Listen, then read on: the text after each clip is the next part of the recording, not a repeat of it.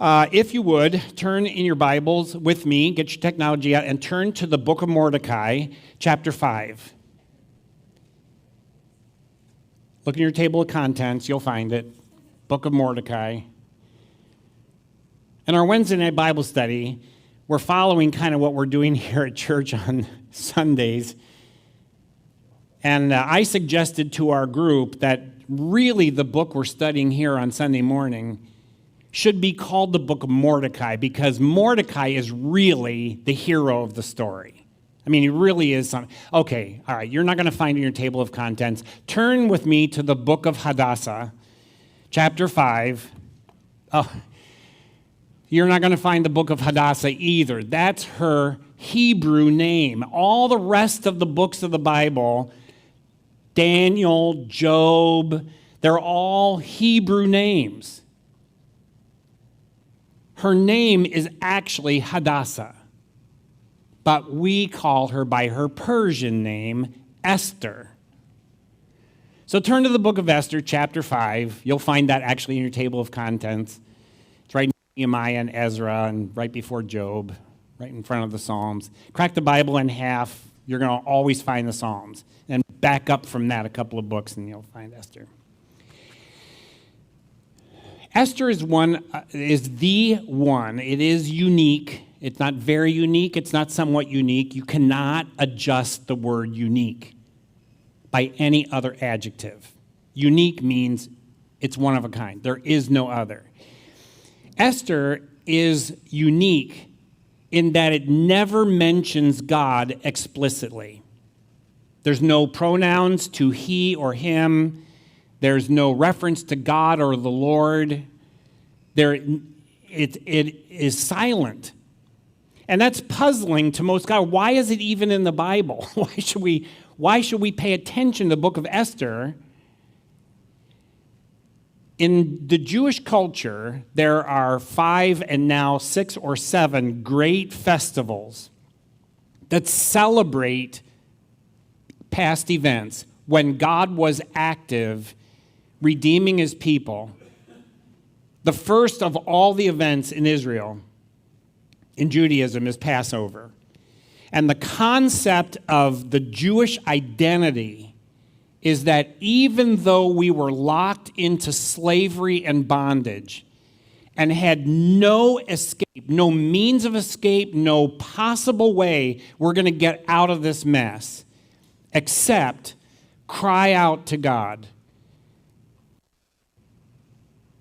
And God raised up Moses at the right time, and over Moses went to Pharaoh and said, please let my people go. All we want to do is go 3 days into the wilderness and have a worship service, and we're all going to come back.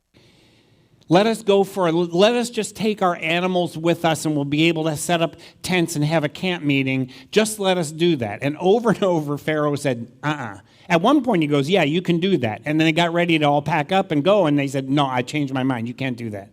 So those kinds of experiences in sequence mimic or model what happens in our lives. We want to get free. We want to be out of our bondage. We want to escape from the sin that entangles us. We want to be able to find life and be whole and have it be the way God really wants it to be. And time again, we try, and it doesn't work. Nothing works.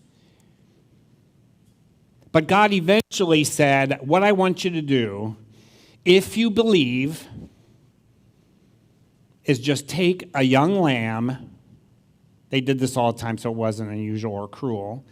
Slaughter the lamb and take its blood, the blood of a lamb, and paint it on the sides of your door and over the top. That's all I want you to do. Then stay inside the house on the night of Passover, and the angel of death will pass over you, because you marked your house with the blood of the lamb. Like, how stupid is that? I mean, really. Somebody's got to wash that thing off in the morning. But it was an act of faith. And the only reason why you would do it, there's only one reason why you would do that. Take the blood of a lamb and paint it on the sides and mantle of your house door, and then stay inside, because you believe that God is going to do something. He's true to his word. And if you follow what he says, as random and bizarre and odd as it might seem, God will rescue you. So at Passover, the Jews who did that, and even the Egyptians or sojourners who said, we believe it, we don't really get it all. We don't really understand it. It's kind of silly, foolish. It doesn't really make a lot of sense. There's no protection that comes from having blood on the doorposts of your house or over the mantle, except that's what God said to do. We're going to do what God said to do.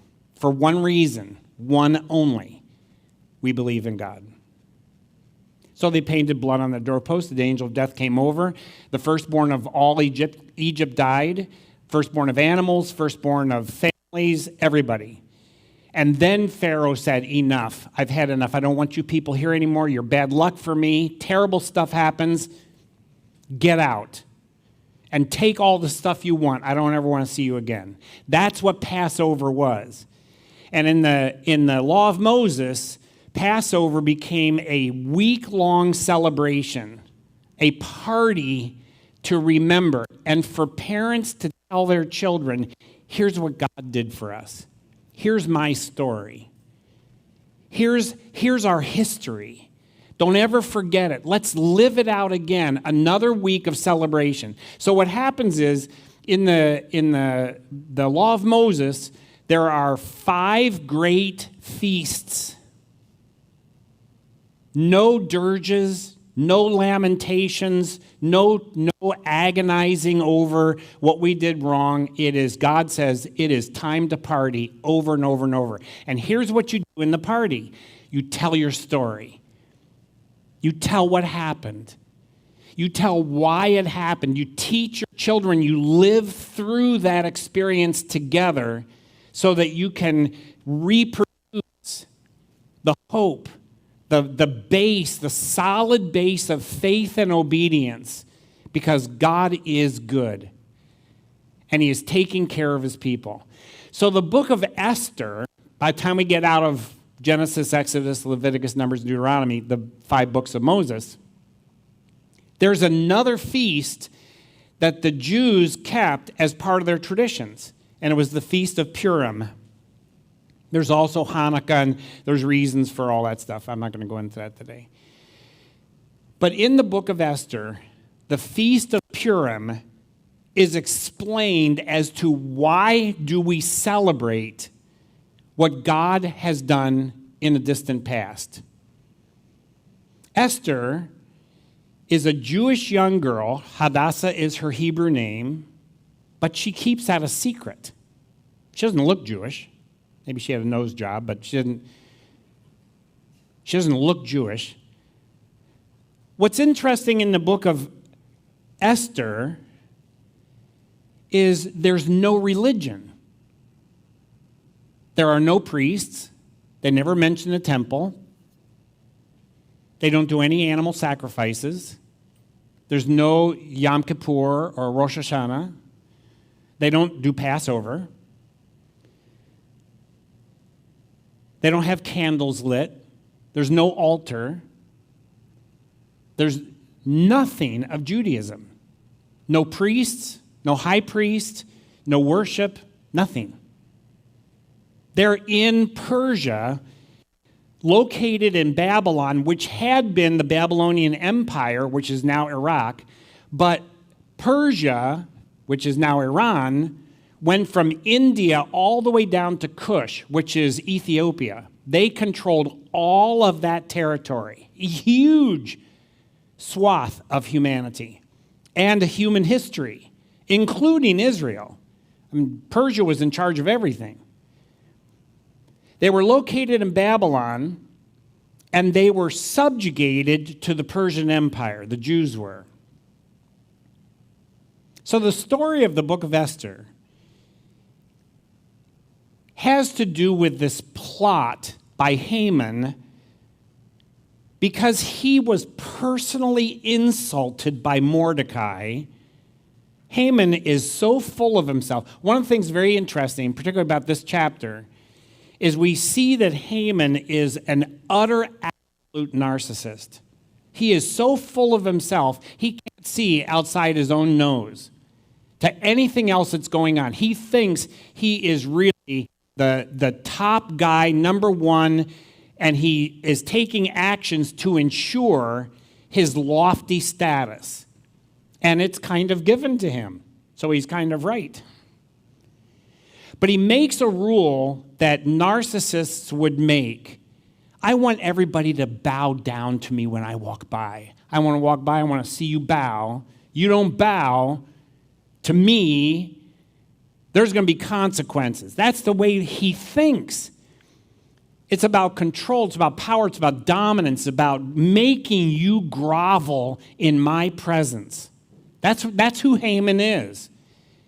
And out of everyone in the empire, this old guy, he probably was 40, really old, he says, no, I bow only to God. He doesn't say that. I'm just not going to do it. You're going to do it. I have the power to make you do it. Mordecai says, no, you don't. You don't have that power. I do have that power, and I found out that you're Jewish, and what I'm going to do is I'm going to teach you people a lesson. Since Mordecai didn't bow down to me, since you didn't bow down to me, I'm going to slaughter all of you people. You're all going to be gone. That's how powerful. You messed with the wrong guy. That's what the book of Esther is about. Is a contest of massive wills and arrogance and control and dominance and force of character to make something happen. It's very, very fascinating to watch the play of these things happen, and God is never mentioned. See, God's really the one we bow to. God is really the one that has the power. He is really the one that has the initiative and wherewithal to initiate real consequences. Haman wants that for himself. That happens in the human condition frequently, where people say, I want the power and position and prestige of God. I want to be treated like God is treated. So bow in my presence, quake at my threats, and if you don't, I will use all of my resolve to destroy you. That's not just in the book of Esther. That's happened over and over and over. So we're looking at chapter 5 today. Let me just read. I'll try and do this without commentary. It might not work, but I'll try. This comes on the tail end of the famous verse in the book of Esther. Maybe for this reason, you have become queen for such a day as this. Now, Mordecai doesn't explain it spiritually. He just says, you have a position, and if you don't use that position properly, somehow it's going to work out another way. He doesn't even say God is going to do it. He doesn't say that. Esther says to Mordecai, her secret uncle, tell your people to fast for 3 days. It doesn't say fast and pray. And I'll do the same with my people. We will fast for 3 days. It doesn't say fast and pray. What are you fasting for? What are you doing? But we pick up at chapter 5. On the third day of fasting, Esther put on her royal robes and stood in the inner court of the palace in front of the king's hall. The king of Persia, Ahasuerus or Xerxes, depends upon which way you read it, the king was sitting on his royal throne in the hall facing the entrance, setting a scene. It's kind of like a play. When he saw Queen Esther standing in the court, she's queen among a whole harem of queens. Okay, this is not like the music group queen. She just stands there. She's incredibly passive. She cannot break the rules, and she knows she can't break the rules. When he saw Queen Esther standing in the court, he was pleased with her. Apparently she was quite a babe. And held out to her the gold scepter that was in his hand. So Esther approached, subservient, yielding, and touched the tip of the scepter. Then the king asked, "What is it, Queen Esther? What is your request? Even up to half the kingdom, it will be given to you." What? That's the what? She must have been some beauty queen. He said, "I'm so taken with you, half the kingdom. Ask anything you want, I'll give it to you." "If it pleases the king," replied Esther, "let the king, together with Haman, come to a banquet that I have prepared for you." What? That seemed kind of, what?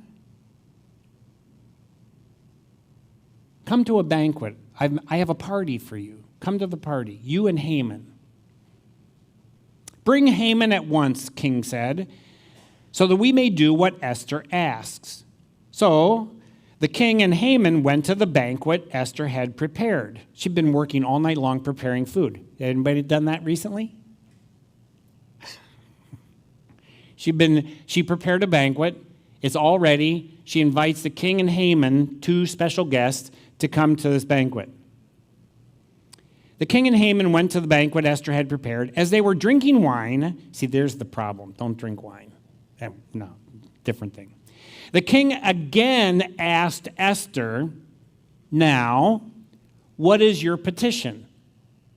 Well, she already answered that question. Come to a banquet. That's my, what? So the king says, "I don't think that's really what's on your mind. What is your real request? What are you really asking?" I remember my son Tim once came to me and said, "So what are you and Mom doing tonight after dinner?" Like, okay, probably watching TV. "Well, how long are you going to be watching TV?"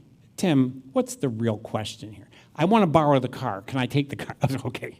You asked one question, but there's really another question behind it. So that's kind of going on here. The king says to Esther, "Do you have a request?" She says, "I do. Come to a banquet I prepared for you." Great. He comes to the banquet. He goes, "Okay, what do you really want?" "What? Half the kingdom, it will be granted." Esther said, my request, my petition and my request is this. If the king regards me with favor, and if it pleases the king to grant my petition," okay, come on, Esther, come on, get to the request. To grant my petition and fulfill my request, let the king and Haman come tomorrow to another banquet that I will prepare for them. Then I'll answer your question.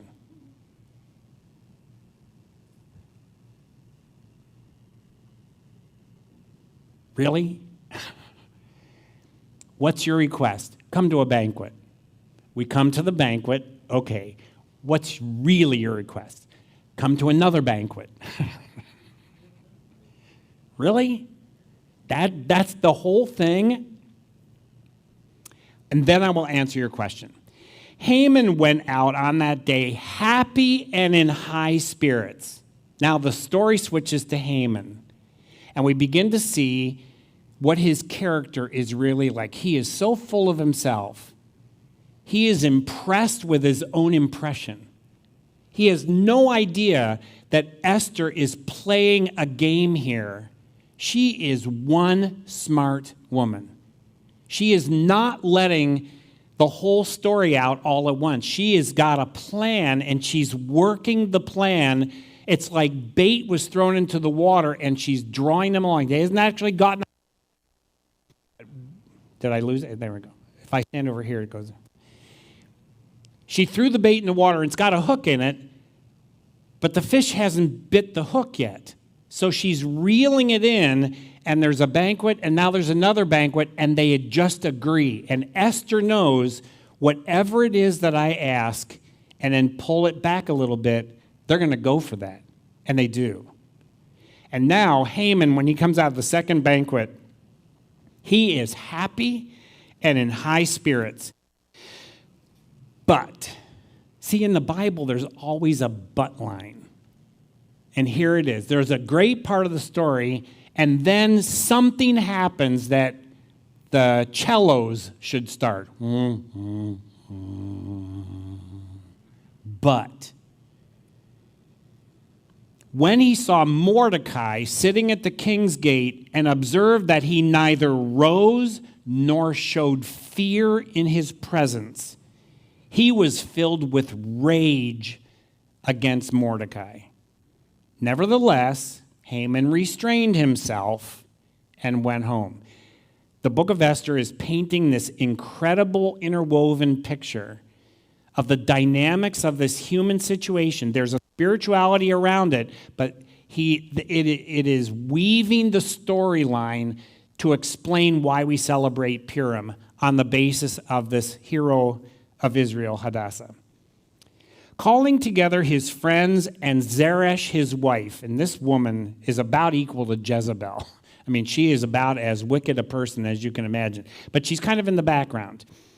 Calling together his friends and Zeresh, his wife, Haman boasted to them about, notice the order, his vast wealth, his many sons, second, all the ways the king had honored him, his prestige, and how he had elevated him above the other nobles and officials. I'm better than everybody else. It's understand who Haman is, and he's fallen for this. He's actually being set up, and he's so taken with himself that he has no idea what's going on around him. That's not all, Haman added. I'm the only person Queen Esther invited to accompany the king to the banquet she gave, and she has invited me along with the king tomorrow, but, another but line, this gives no satisfaction as long as I see Jew Mordecai sitting at the king's gate. He doesn't have respect for me. He doesn't have any fear in my presence.